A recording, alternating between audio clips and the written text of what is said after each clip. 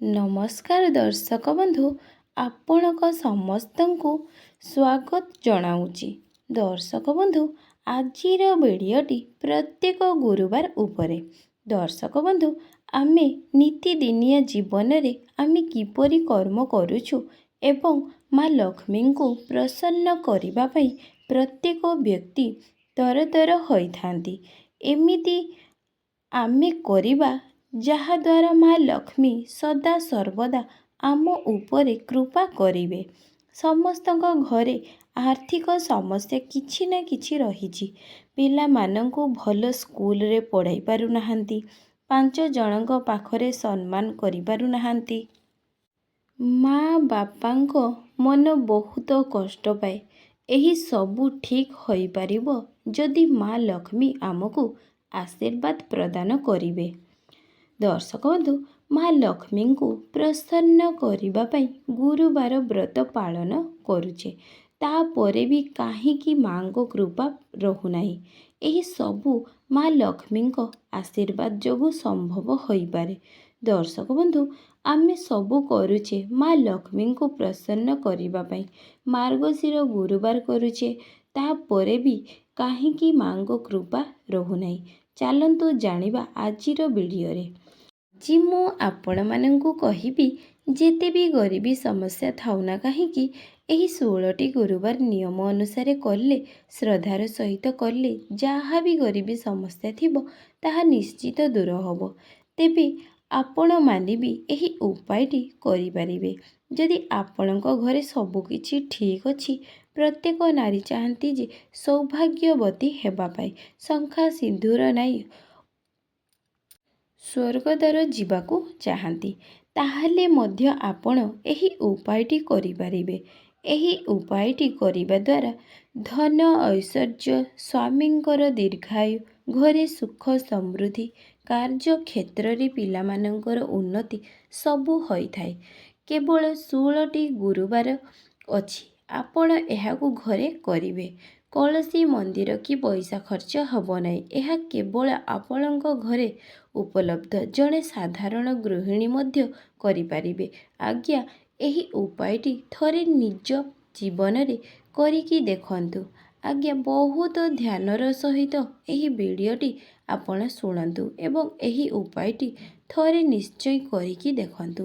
ଆଜ୍ଞା ଚାଲନ୍ତୁ ଆଉ ଡେରି ନ କରି ଆଜିର ଭିଡ଼ିଓଟି ଆଲୋଚନା କରିବା। ପ୍ରତ୍ୟେକ ଗୁରୁବାର 16ଟି ଗୁରୁବାର ଏହି ଉପାୟଟି କରନ୍ତୁ। 3ଟି ଉପାୟ କହିବି। ନମ୍ବର 1, ଶ୍ରୀ ଶ୍ରୁତମ୍ ପାଠ କରନ୍ତୁ। 16 ଥର ପାଠ କରିବେ।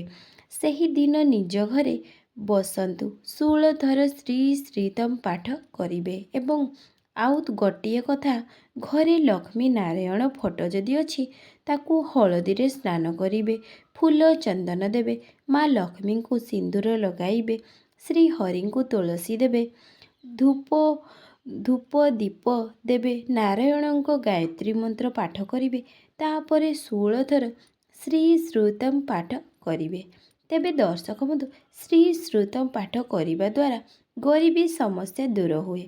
ମା ଲକ୍ଷ୍ମୀଙ୍କ କୃପାରୁ ଆମ ଉପରେ ନିଶ୍ଚୟ ରହିବ।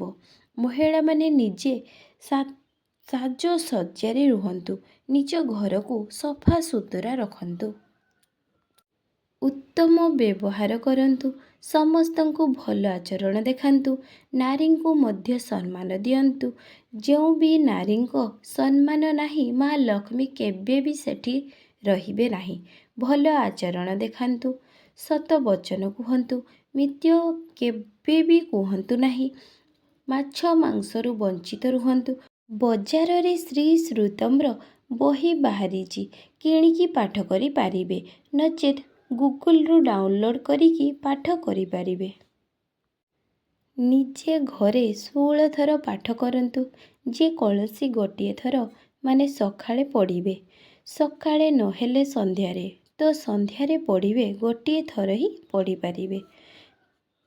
ନମ୍ବର 2, ଯଦି ଗୁରୁବାର ଦିନ ଘରର ପ୍ରତିଟି ଲୋକ ସ୍ନାନ ପାଣିରେ ହଳଦୀ ପକାଇକି ସ୍ନାନ କରିବା ଉଚିତ। ହଳଦୀର ତିଲକ ନିଜ ମଥାରେ ଲଗାନ୍ତୁ, ତା ସହିତ ଗଙ୍ଗାଜଳ, ଶୁଦ୍ଧ ଜଳ ଏବଂ ହଳଦୀ ମିଶାଇ ଗୃହର ଚାରିଆଡ଼େ ଛିଞ୍ଚନ୍ତୁ। ଏହାଦ୍ୱାରା ଗୃହ ଶୁଦ୍ଧ ରହିବ ଏବଂ ମନ ମଧ୍ୟ ପବିତ୍ର ରହିବ। କାହିଁକିନା ହଳଦୀ ଏବଂ ଗଙ୍ଗାଜଳ ଏକ ପବିତ୍ର ଜଳ ଅଟେ। ଏହାର ତୁଳନା କିଏ ବା କହିପାରିବ? ଏହି ମିଶ୍ରିତ ଜଳକୁ ଗୃହରେ ଛିଞ୍ଚନ କଲେ ଗୃହର ନେଗେଟିଭ୍ ଏନର୍ଜି ପଳାଇବ, ତତ୍କ୍ଷଣ ଦ୍ୱାରା ହୋଇଯିବ ଏବଂ ମା ଲକ୍ଷ୍ମୀଙ୍କ କୃପା ପାଇପାରିବେ। ଗୁରୁବାର ଦିନ କଦଳୀ ଗଛକୁ ରଖି ପୂଜା କରନ୍ତୁ ଏବଂ ଗୁରୁବାର ଦିନ କଦଳୀ ଗଛ ରୋପଣ କରନ୍ତୁ। ତମ୍ବା ପାତ୍ରରେ ମିଶ୍ରି, ଗୁଡ଼, ଚନ୍ଦନ, ଜଳ, ଗଙ୍ଗାଜଳ, ମହୁ ଏହିସବୁ ମିଶାଇ କଦଳୀ ଗଛରେ ପାଣି ଢାଳନ୍ତୁ। କଦଳୀ ଗଛର ପୂଜା କରନ୍ତୁ।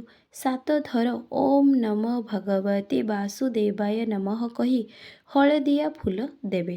ଲକ୍ଷ୍ମୀ ନାରାୟଣଙ୍କୁ ସ୍ମରଣ କରୁଥିବେ ଏବଂ ଚଣା, ଡାଲି, ଗୁଡ଼, କଦଳୀ ଭୋଗ ଲଗାଇବେ। ବିଷ୍ଣୁ ଏବଂ ଶ୍ରୀହରିଙ୍କୁ ପ୍ରାର୍ଥନା କରିବେ। କୁହାଯାଏ ଯେଉଁଠି ବିଷ୍ଣୁଙ୍କ ପୂଜା ହେଉଛି ମା ଲକ୍ଷ୍ମୀ ସେଠାରେ ନିହାତି ରହିବେ ଏବଂ ଦେବ ବୃକ୍ଷର ପୂଜା ନିହାତି କରିବା ଦରକାର। ଯଦି ଆପଣ ବୃକ୍ଷର ପୂଜା କରୁଛନ୍ତି ତା ସହିତ ବୃକ୍ଷର ସେବା କରୁଛନ୍ତି, ଏହା ବହୁତ ବଡ଼ ପୂର୍ଣ୍ଣ ଅଟେ। ଆଜିର ଭିଡ଼ିଓଟି ମୁଁ ଶେଷ କରୁଛି। ଭିଡ଼ିଓଟି ଭଲ ଲାଗିଥିଲେ ଲାଇକ୍, ସେୟାର, କମେଣ୍ଟ, ସବସ୍କ୍ରାଇବ୍ ନିହାତି କରିବେ। ଜୟ ଜଗନ୍ନାଥ।